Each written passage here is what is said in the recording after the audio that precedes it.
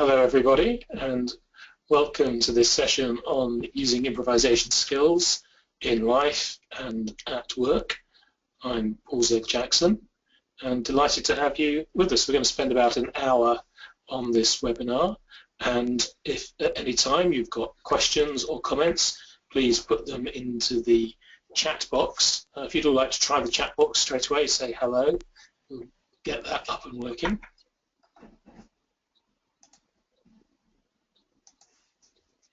There's a hello from Lisa, from Carolyn,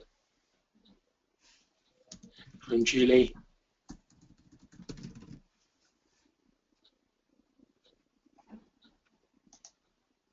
and hello from Christine. So let's get ready to be creative, collaborative, and communicative. These are some of the main skills from improvisation that are available to us all. And maybe you recognize the people in the picture there.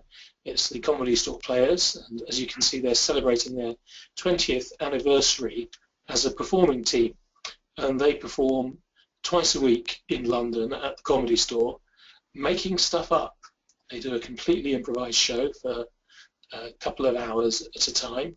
That's Lee Simpson, Josie Lawrence, Paul Merton, Neil Malarkey, Richard Branch, Andy Smart, and Jim Sweeney. And they do that with no script, with no director, and without each show being rehearsed. And they're doing it by using the skills of improvisation. And it seems very impressive that they can do that, and indeed it is. And yet those skills are available to all of us to use in our lives, in our work too, and in this session we're going to find out how that's done.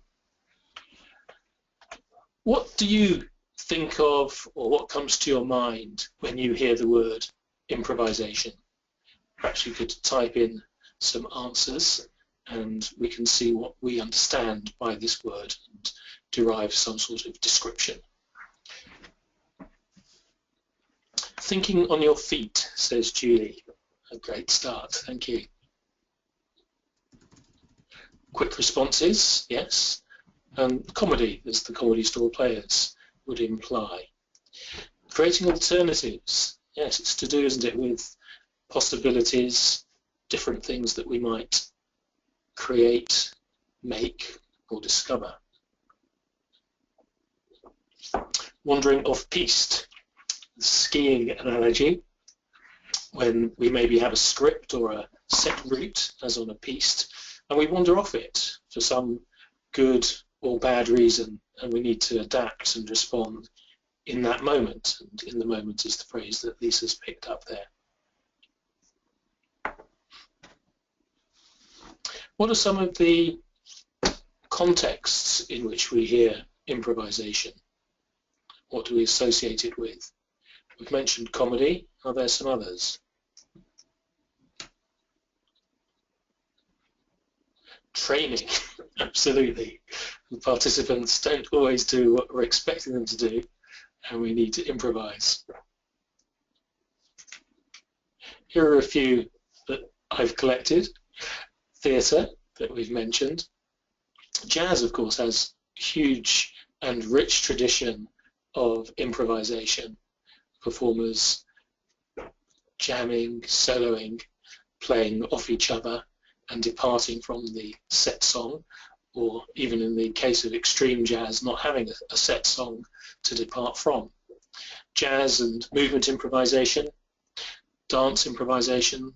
In sports, we often hear the commentator say, and the players improvised a shot or improvised a save in football or in tennis.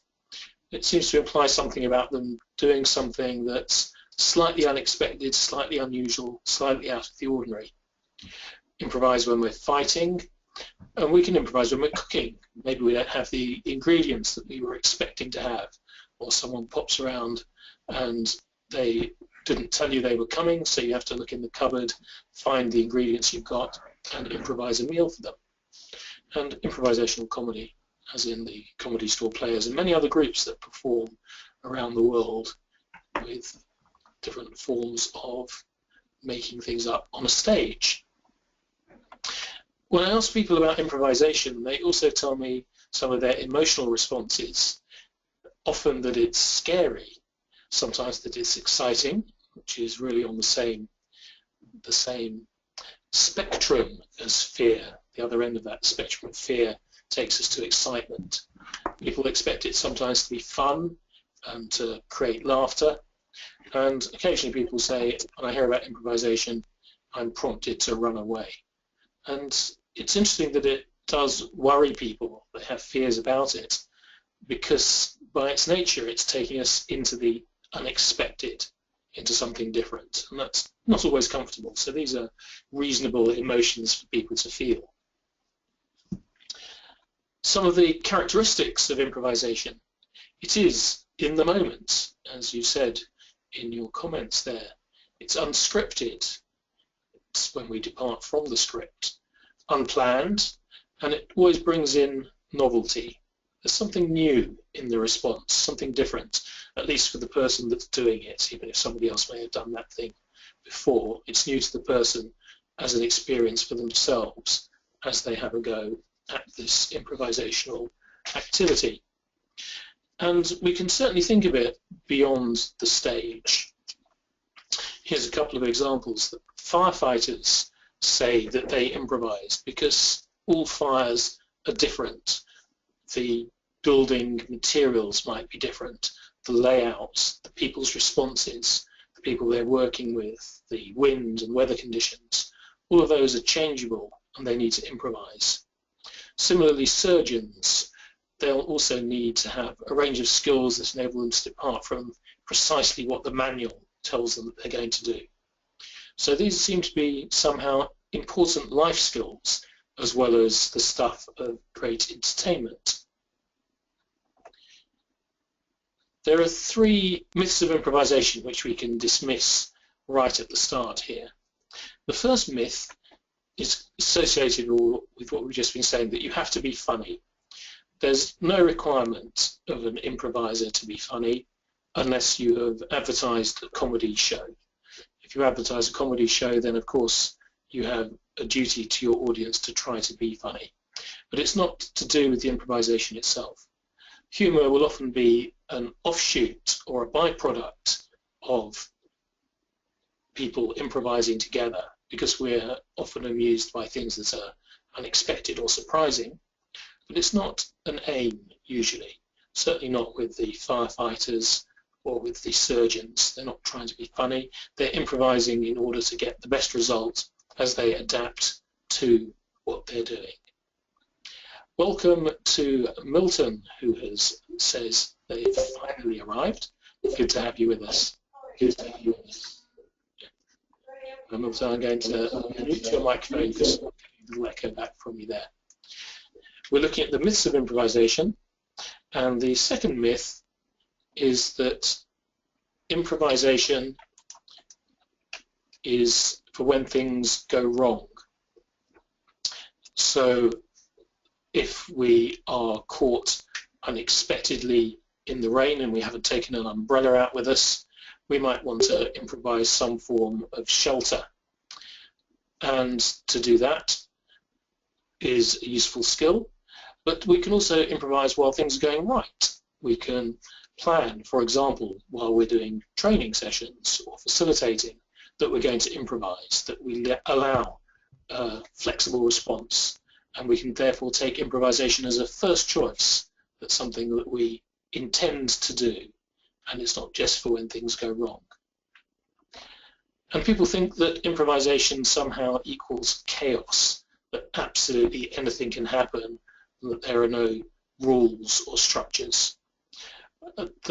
This is a mistake. There's always structure when we have improvisation, and we can think of improvisation as being freedom within structure.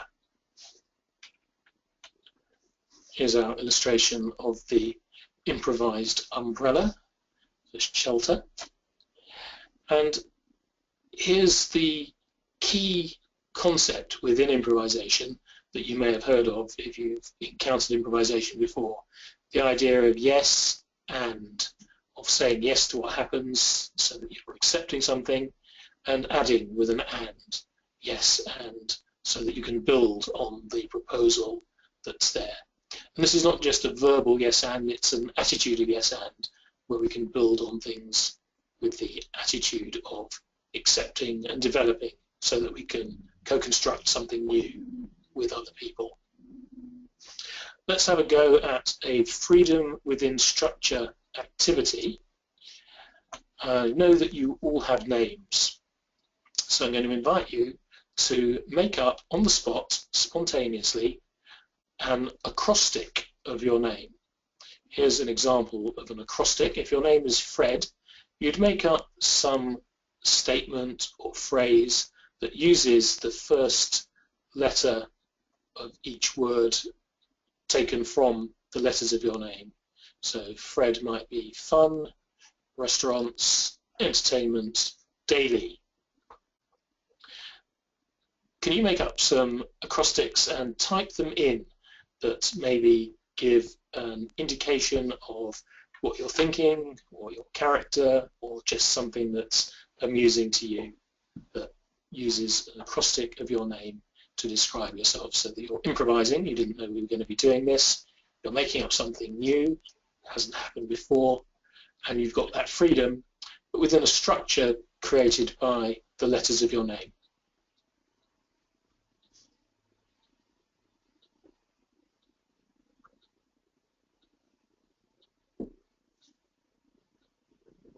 Type them into the chat box and send them along.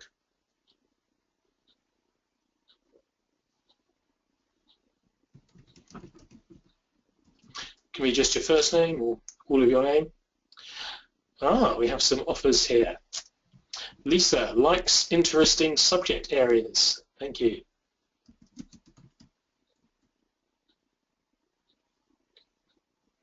Christine has offered her name and not yet filled in what the acrostic's going to be.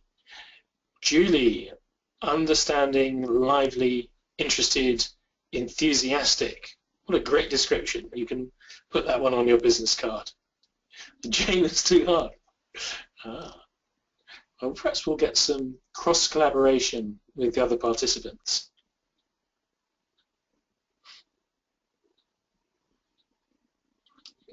Jolly, maybe.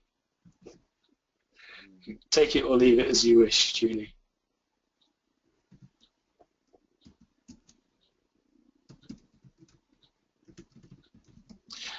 Caroline has put something into this one now. Chaos and anarchy rule over life in nature-centered environment. Those of us that know Caroline will know that there's a lot of truth in her statement there.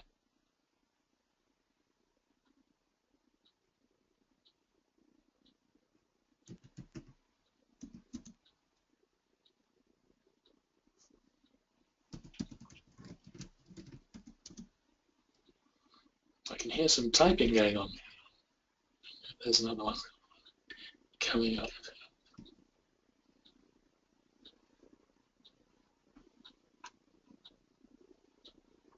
Hello Sharon, welcome. We're playing an improvisation game, a writing game, of writing our names using the letters of our name.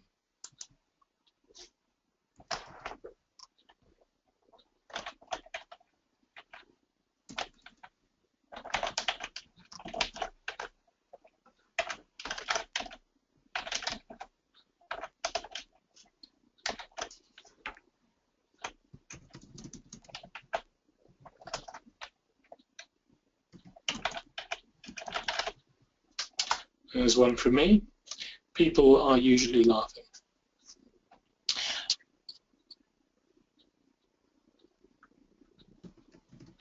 Christine is creative, humorous, ready, interesting, true, innovative, novel, and entrepreneurial.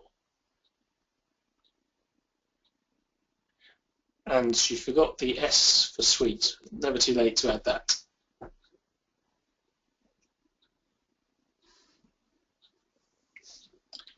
So we'll move on. You can certainly add some more as we go along if you want to, and we'll keep reading them out if you're happy with them. The activity is an example of freedom within structure that we've talked about before. And when we get comfortable at identifying the structures that we're working with, the rules or the formats that we are faced with, then we're able to find the freedom within them, make our own choices. So here the structure was using the name and the specific letters that you were given at the beginning of each of the words that you chose, and the freedom was the words that you chose, and there could have been many, many possibilities within each of those letters. There's an extra bit of structure of making some sense out of the words that you put together there. And when you can do that elegantly and fluently, then we're getting to the benefits and the enjoyment of the improvisation, like a sports person who can move easily around a court, choose their shots and play them with panache and finesse. So our aim or an outcome of using improvisation can be making life easy. This is the cover of my recent book, Easy, Your Life Pass to Creativity and Confidence. And the book is about using these skills of improvisation to make life as easy as we can make it. And I've used the concept of an acrostic in this phrase, LIFEPASS, to spell out the 8 principles of improvisation, which are let go, inhabit the moment, freedom within structure, which we've already spoken about, embrace uncertainty, play to play, accept and build, short turn taking, and spot successes. And together these provide a comprehensive description of the principles and skills that anyone might use as an improviser. And it's important to stress that anyone can use these skills as an improviser. We are all improvisers. If we have conversations with people, we're improvising because we don't know how they're going to go. If we have meetings that we attend at work, if we talk to clients or colleagues, then we are improvising. It's very rare that life goes entirely to plan, and it's even less rare that your parts of your life are scripted. So you'll recognize that you improvise, and these contain tips on how to do that more successfully in all sorts of aspects of our work and in our lives. So let's have a go look at some of these in more detail, and we'll begin with letting go. And we're talking about letting go particularly of the plan. I don't know if any of you are perfectionists, but if you are, there's an invitation here to join the Anti-Perfectionist League. If we're perfectionists, there's a danger that we won't do things for fear that they're not going to go as well as we want them to go. So we don't get started, we don't join in, and we're very reluctant to let any of our creations reach the world in case they get criticized as being less than perfect. This is very inhibiting. So we want to let go of that attitude and instead have a go, to participate, to join in, and to try things. And to do that, we can reduce our worry or concern about how things are going to be received and about any fear of failure or of making mistakes. Now, of course, there are some areas of life where you are quite rightly going to be cautious about making mistakes or failing. You don't want to fail or make a mistake when you're crossing the road or doing open heart surgery on someone, and you don't want people who are in those kind of professional positions making mistakes when you're the subject of their work. But not everything in life is like that. There's lots of things where it's far safer to have a go. So joining in a conversation at work has a far greater tolerance for what you might offer. Coming up with ideas at home or with friends, suggesting what you might do. Departing from what's expected of you in many, many conversations offers you a lot of flexibility to depart from the plan, have a go, and see what happens. Any learning environment or laboratory or simulator is an invitation to have a go. Any class that you attend, you can try things out with the freedom to see what happens, to stretch yourself and extend your boundaries.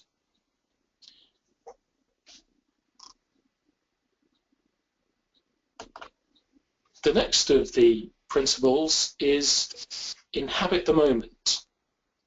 And the suggestion is that we become here and now, very present in the moment, which is the now, and aware of ourselves in the place and how we are in the place, which is the here. As human beings, we've got this great gift of being able to focus our attention and direct it to wherever we want it to go, both in time and in space. So, for example, you can think of something that you were doing earlier today, before this webinar session, and take our minds back in time. Similarly, you could think ahead to something you're going to be doing later on today, and you can anticipate or imagine the future. Or you can bring your attention to this present moment and what's happening right now. And we have this ability to quite deliberately shift our consciousness and our attention to any point in time. And we can also do the same with any point in space. So if for a moment you think of how things are inside you, how your muscles, your breathing, and your joints are, whether you're flexible or stiff or feeling tension anywhere within your body, and you can deliberately allow that tension to dissipate. You can let go of the tension, and you can bring your attention to the contact that you have with the chair or the floor, wherever you are in space. Or you can be aware of things beyond you, like the temperature on your skin, and whether there's any drafts or currents in the air around you. And you can, of course, take your attention further out to windows or beyond the room that you're in, either by looking at it or sending your imagination beyond it if there's nothing immediately visible to you. So we can play with our attention in time and space. And in improvisation, we get better at doing that by practicing that skill, and particularly bringing it to the here and now, so that we're not worried about what happened in the past, we're not anticipating or concerned about what's going to happen in the future. We're really attentive to the present moment and how things are with our immediate surroundings, so that we can use that increased awareness to respond and adapt more usefully or more appropriately to those things that are happening around us. If you're a coach or a trainer or a facilitator, for example, in your work, that's one of the key skills, is remaining very aware of what's going on with your client or clients or the group that you're working with, and responding to them with their immediate needs or in order to achieve the immediate outcomes that you're there to achieve. So that's the principle of inhabiting the moment, being here and now, that improvisers build as a crucial and constant skill. The next of our principles is freedom within structure. And this was our definition of improvisation earlier, to identify the structure, and there's always a structure, and find the freedom within it so that you can freely adapt, respond, try things out, test things, do new things, play around with things within any given structure. A good example of that is what jazz musicians are doing with a song, what the improvisers on stage do with a format, or how a coaching session maybe goes according to a structure such as GROW or OSCAR, the solution-focused coaching model, but that you don't know exactly what your client's going to say by way of response to any given question. And your next question, if you're a good coach, will somehow reflect the answer that you've just been given by your client.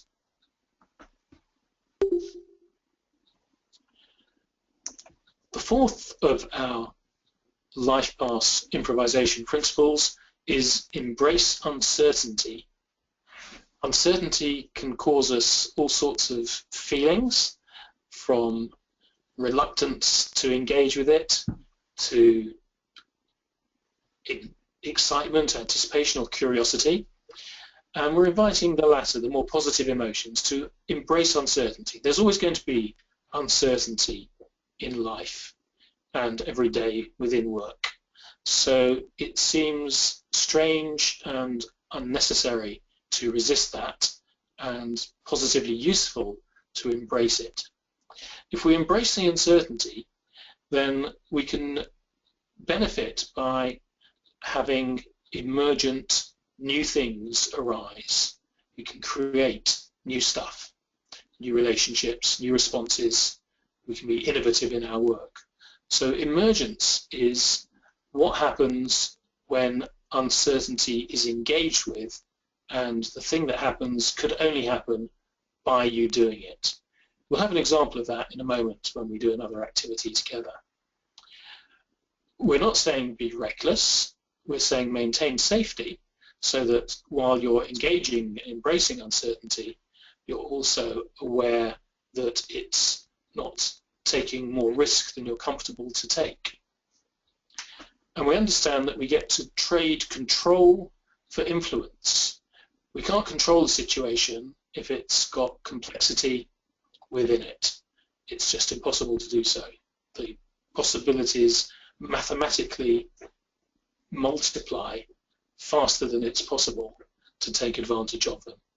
But in any given situation, we can have influence, and influence is worth having, and it's worth having as being more useful than the illusion of control.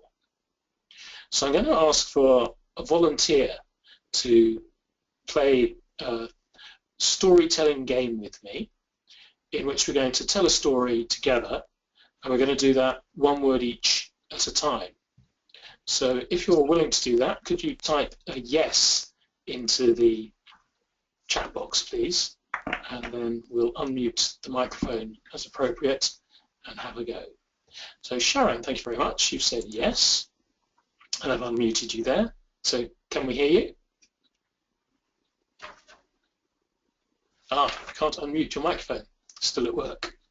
Okay, that's okay. We'll see if we can get you to join in with the game, of the same game, but maybe in a written form in a moment. So we need another volunteer who can unmute the mic, please. Thanks, Sharon.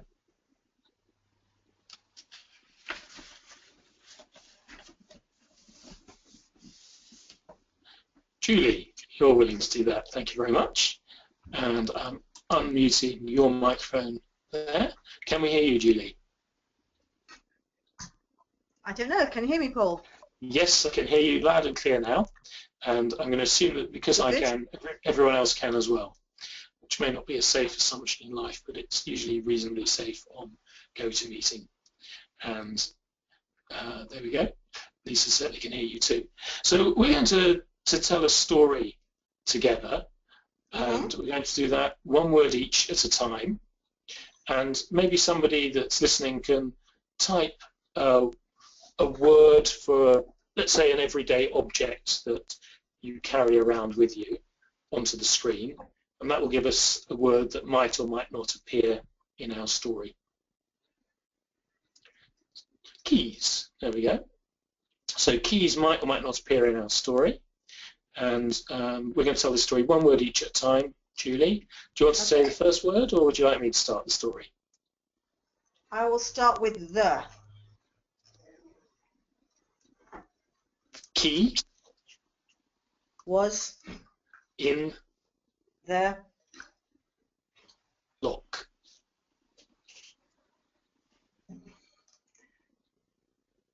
Jemima. Wanted. Nothing. More. Than. Getting. Out. Of. That. House. She. Took. Her. Key. in her trembling hand, and turned it around slowly. the Noise, alerted the man who was robbing the house. he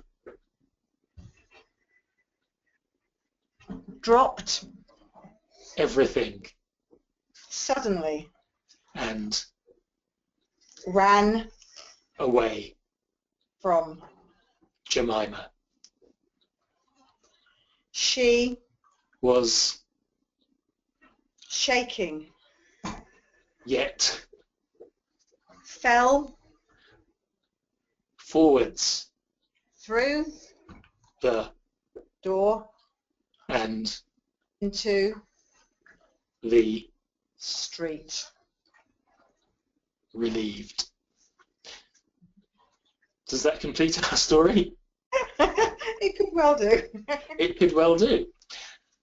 So I'd like to ask you to reflect as listeners and as fellow storyteller there on the story and how it related to the principles that we've looked at. So I would say there, to take the one that's still on the screen, did you find yourself embracing uncertainty?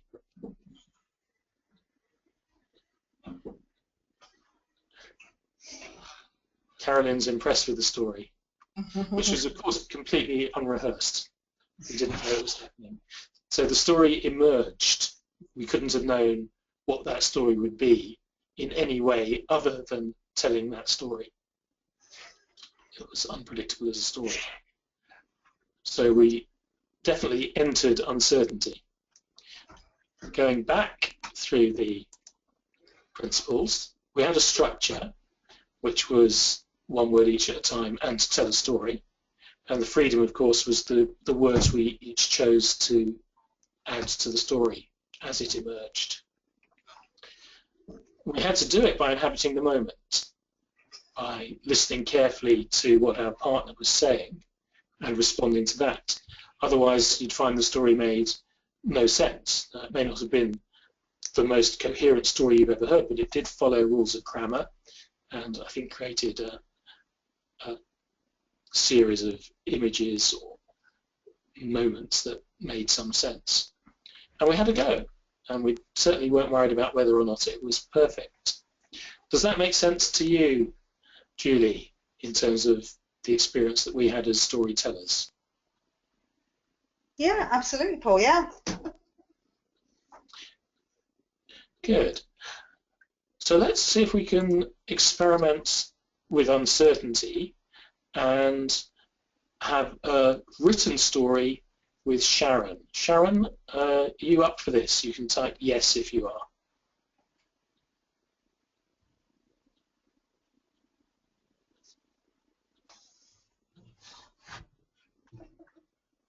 Okay, so I'll start with the first word. Here we go.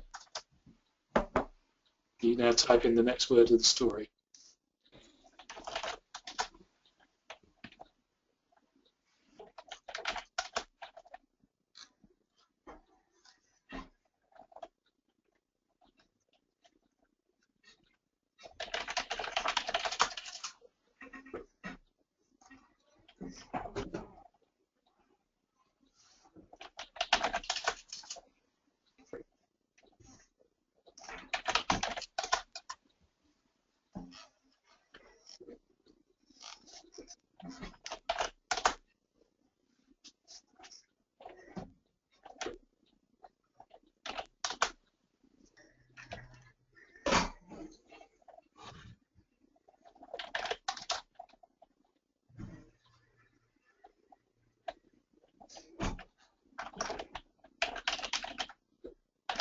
I'm putting punctuation in as well.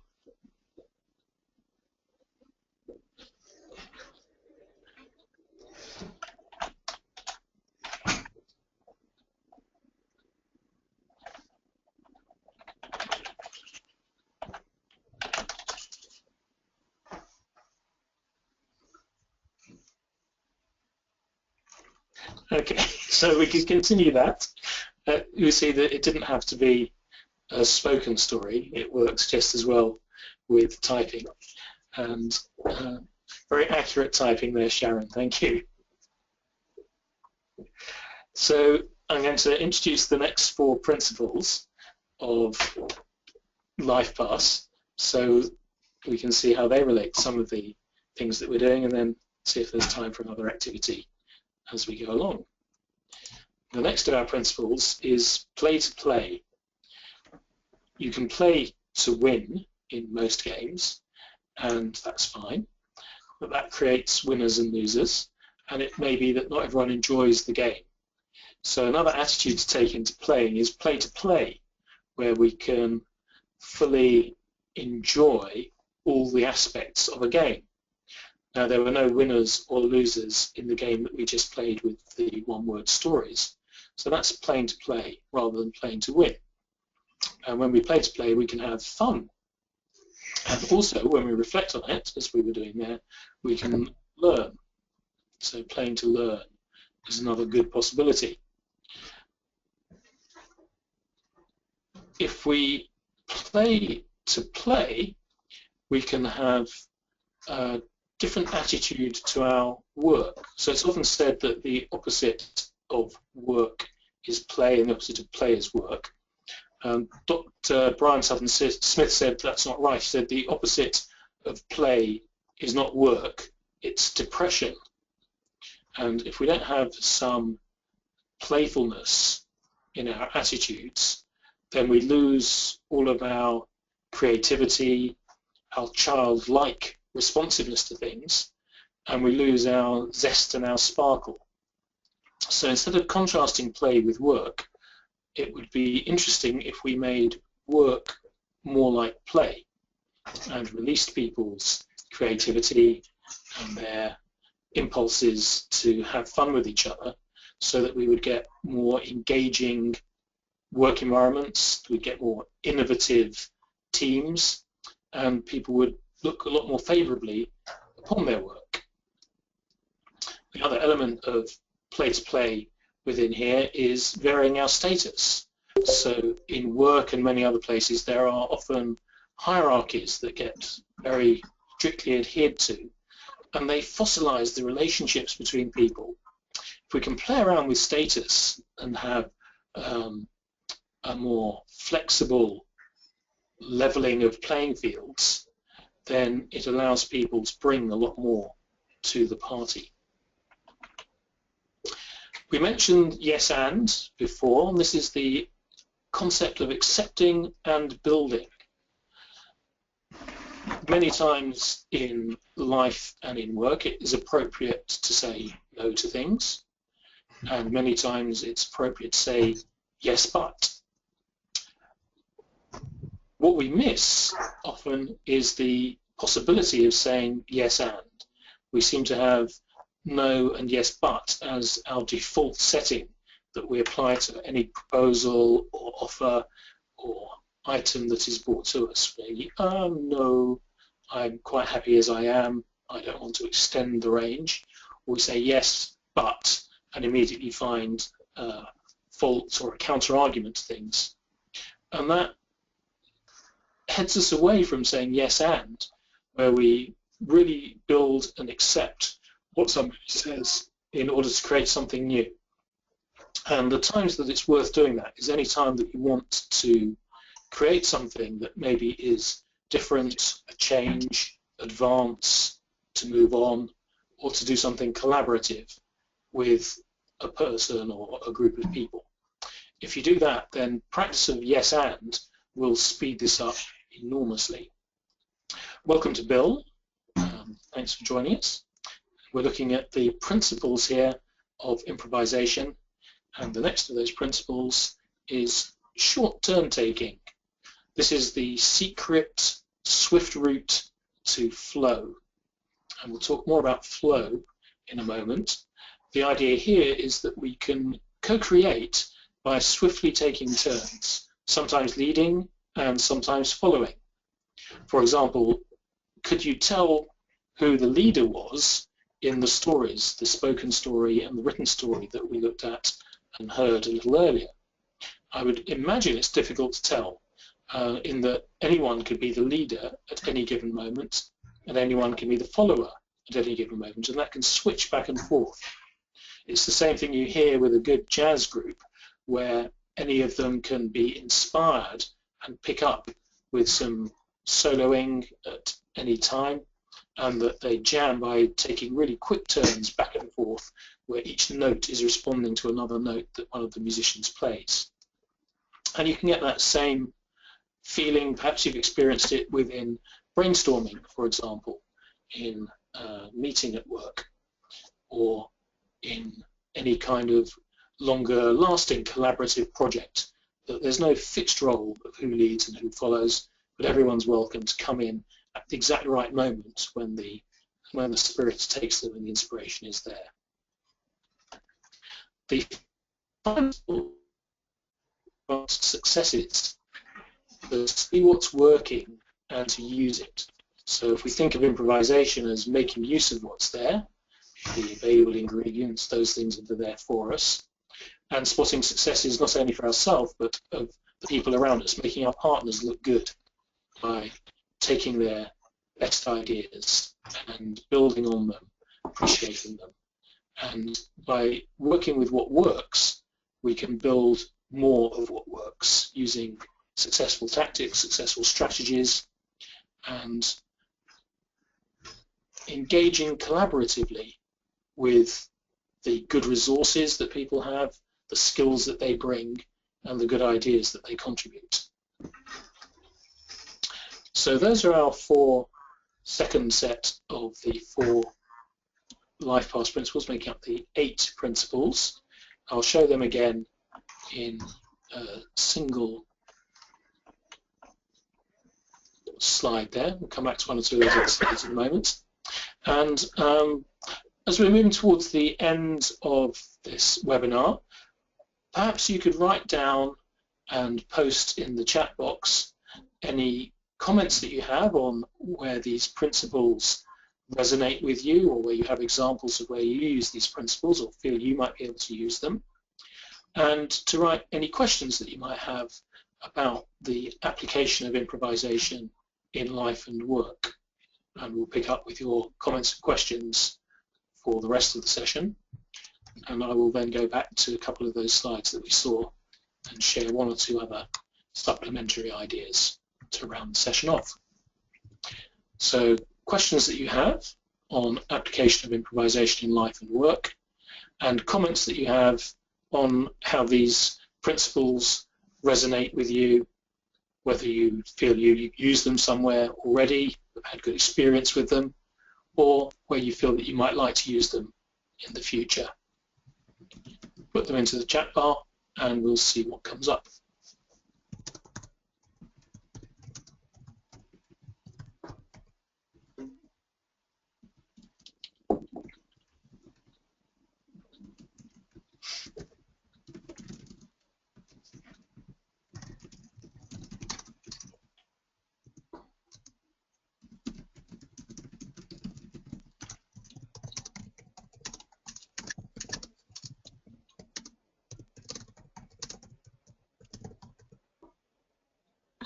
Christine there with a comment that she feels she can use these LIFEPASS ideas as a framework for everyday life, and particularly in training. Thank you very much, Christine. I spend a lot of time training and also training trainers, and these are absolutely practical things in my everyday training life, that the times that a session goes entirely to plan are rare, and that by using, for example, inhabiting the moment makes such a big difference. Identifying the structures that we're working with so that we can find freedoms within them become very important. And Julie is looking at a session with a client soon, managing an agile workforce. Yes, Is that agile in the sense of agile software, Scrum and Agile, or is it agile in the more general sense of them being responsive and ready to adapt to whatever they're facing?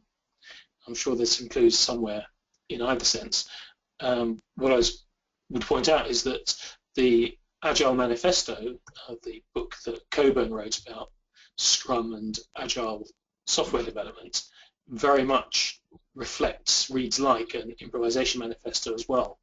So people are discovering these same sorts of ideas in other fields, in that specific case in how to create new software programs more effectively than the traditional ways of doing it. You're hoping it's people, I'm hoping it's people too. It's more fun than software.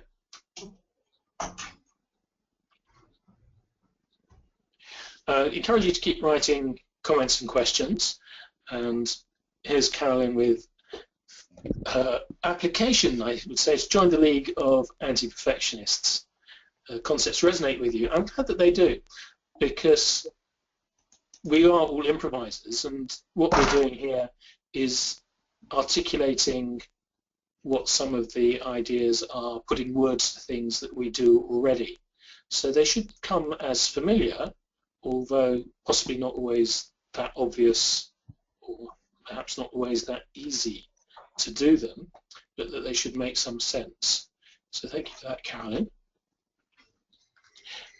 Do keep adding comments or questions. I'm going to go back to these slides here, which is taken from one of the great writers about improvisation, Keith Johnston, who wrote the book Impro, and that's a terrific read. And he said, when we say yes, we are rewarded with adventure. And when we say no, we're rewarded with safety. And of course, both of these are important to say at certain times and when we're in certain moods. So it's fine to say no in order to experience safety.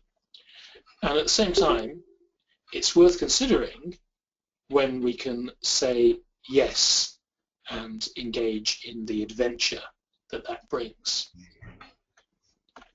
So the last few moments, if you've got some more questions or some more comments, then please type them in. And if there isn't, then let's reflect on what you're going to take away from the session, what you can use in the future, this week and beyond, in your life, whether that's with family or friends, or in your work with colleagues or clients, that you can take away and test for yourselves, experiment with, have some fun with, and play to play.